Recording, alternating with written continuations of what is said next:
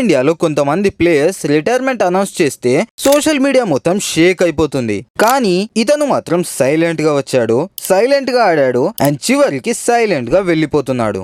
అతనే అజింక్య రహానే. నిన్నటి రోజున రహానే తన క్రికెట్ కెరియర్ కి గుడ్ బై చెప్పేశాడు. తన కెరియర్ లో 85 test matches Audi 5000+ runs and 12 centuries చేశాడు.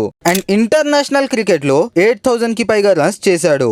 ముఖ్యంగా ఓవర్సీస్ కండిషన్ లో టీమిండియా కష్టాల్లో ఉన్నప్పుడు ఎన్నోసార్లు రెస్పాన్సిబిలిటీ తీసుకున్నాడు. అండ్ 2020-21 ఆస్ట్రేలియా సిరీస్ మాత్రం ప్రతి ఇండియన్ ఫ్యాన్ కి గుర్తుంటుంది. అడ్లెడ్ టెస్ట్ లో ఇండియా జస్ట్ 36 రన్స్ కే ఆల్ అవుట్ అయింది. అండ్ విరాట్ కోహ్లీ కూడా ఇంజురీతో స్ట్రగుల్ అయ్యాడు. అక్కడి నుండి కెప్టెన్సీ తీసుకున్న రహానే మెల్బోర్న్ టెస్ట్ లో సెంచరీ కొట్టి టీమిండియాని ముందు ఉండి నడిపించాడు. అండ్ ఆస్ట్రేలియా టీం ని ఆస్ట్రేలియాలోనే 2-1తో ఓడించి హిస్టరీ క్రియేట్ చేశాడు. రహానేకి స్టార్ ప్లేయర్స్ మధ్య స్పాట్ లైట్ దొరకకపోయి ఉండొచ్చు, కానీ ఇండియాకి అవసరం ఉన్న ప్రతిసారి రహానేనే ముందున్నాడు.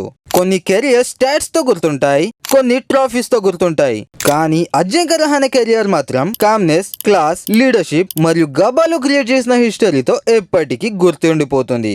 Good bye jinx. Indian cricket నిన్ను మిస్ అవుతుంది.